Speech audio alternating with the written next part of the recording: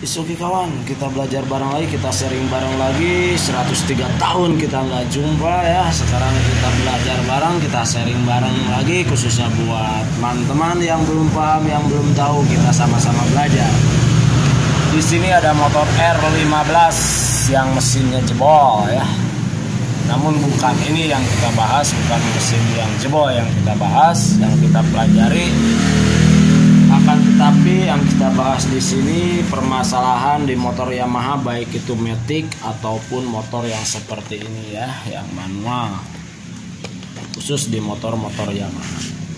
Rata-rata motor Yamaha itu koslet di bagian rotak dan jebol di bagian IC fuel pump seperti ini.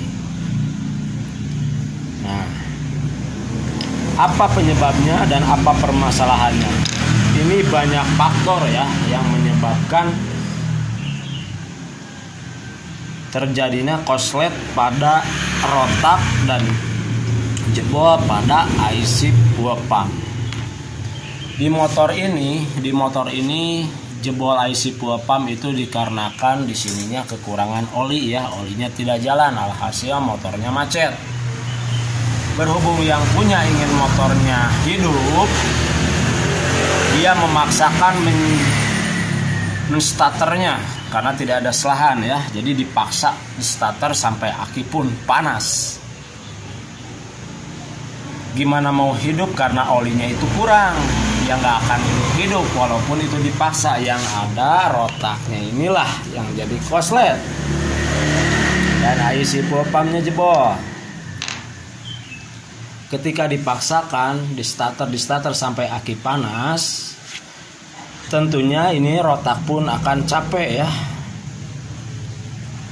mopog panas, jadilah koslet, alhasil jebolah IC fuel pump. Satu, itu penyebab IC fuel pump ataupun rotak yang kacau disebabkan karena dipaksakan starter ketika motor tidak mau hidup. Dan ada juga penyakit rotak ini koslet dikarenakan banyaknya air yang masuk ke dalam tangki seperti ini. Dan rotak pun koslet di dalam tangki karena sampai berkarat seperti ini. Jadi koslet ya, kebanyakan masuk air di sini. Dua, ketiga, ketika pempes ataupun saringan bensinnya ini kotor, ketika kotor tentunya seperti tadi dipaksakan starter motor nggak mau hidup dan mengakibatkanlah si rotak ini panas dan koslet. Dan yang terpenting ada di bagian cangklong busi. Kebanyakan di motor matic, ketika cangklong businya rusak, kalau yang belum tahu tentunya akan mengganti cangklong busi pakai yang lokal. Nah, ketika pakai cangklong busi yang jeblos atau yang lokal, itu yang lokal jeblos. Ini resistansinya ya. Jadi jadi jeblos akan mengakibatkan IC fuel pump jebol. Kebanyakan yang belum tahu cangklong busi lokal IC fuel pump jebol, dia ganti IC fuel pump langsung, namun cangklong businya itu tidak terkontrol ya, masih pakai yang lokal. Itu pas dimasukin lagi IC fuel pump, dia akan jebol lagi satu kali hidup, kedua kalinya dia nggak mau karena jebol. Nah, ini cangklong busi ya. Kalau yang lokal itu tidak ada nilai resistansinya. Kalau yang ori seperti ini ada nilai resistansinya ya. Nah, jadi ada tahanannya. Nah, oke, kita ukur ya. Nah, ibaratkan ini cangklong busi yang jeblos ya. Cangklong busi yang jeblos itu los. Dari sini ke sini ini jeblos ya. Ini ibaratnya di bagian sini dan ini di bagian sini. Nah, kita ukur. Set. Coba di 200 kilo. Set. Nah, ini yang jeblos. Hasilnya dia 0. karena jeblos. Tapi kalau ada yang nilai resistansinya ketika kita ukur set, nah dia akan ada angka. Nah ini seperti ini. Oke, set. Nah,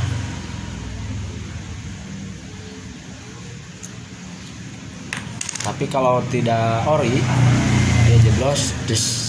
Nah seperti itu. Adapun yang tidak punya multitester, cara pengetesannya dilepaskan saja. Ini seperti di video saya yang awal yang membahas waktu itu Mioje ya. Ini aja dilepas, ada resistornya nggak di dalam. Kalau tidak ada berarti jeblos, kalau ada berarti aman ya. Nah ini mengakibatkan IC fuel pump pun jebol. Nah ketika mengganti IC fuel pump, jangan langsung mengganti IC fuel pumpnya saja ya, tapi kita kontrol ke bagian cangklong busi, terus kita kontrol juga pempes, dan kita kontrol juga rotak. Ketika rotak koslet ataupun cangklong busi yang jeblos, sudah pasti IC fuel pump akan jebol lagi. Maka dari itu ketika mengganti IC fuel pump, kontrol di bagian cangklong busi dan mesti sekalian dengan rotak, karena kita tidak tahu ya ketika rotak ini koslet ataukah tidak. Sifatnya itu kan ada di dalam tangki, takutnya hanya mengganti ini saja.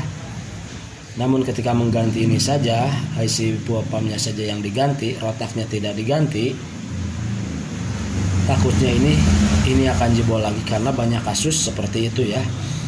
Rotak tidak diganti, IC fuel pump langsung diganti.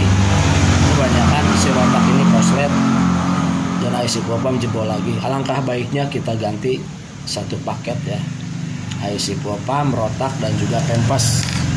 Dan hal yang paling penting, kontrol di bagian cangklong businya. Nah seperti ini udah saya ganti. Namun maaf karena tidak bisa dites sehubungan ini motornya macet, jebol, jadi tidak bisa dites motornya. Oke, mudah-mudahan bisa dipahami ya. Pada intinya ketika terjadi koslet ataupun jebol di bagian IC fuel pump, jangan hanya mengganti IC fuel pumpnya saja. Alangkah baiknya diganti rotaknya dan juga pempes ya. Dan yang paling penting kontrol di bagian cangklong busi ini. Is oke, terima kasih, semoga ada manfaatnya untuk teman-teman yang belum tahu, yang belum paham. Mari sama-sama kita belajar di channel ini. Channelnya amatiran, channelnya pemula. Terima kasih, semoga bisa dipahami. Mungkin hanya ini saja yang bisa saya sampaikan. Maaf jika salah-salah kata ataupun salah penyampaian, maklum rada-rada kacau bahasanya ataupun rada-rada ngaco perkataannya, ini kurang jelas ya. Tapi saya meyakini teman-teman yang melihat video ini, saya meyakini teman-teman yang melihat video ini akan memahaminya apa yang saya sampaikan walaupun pabalit. Oke, terima kasih.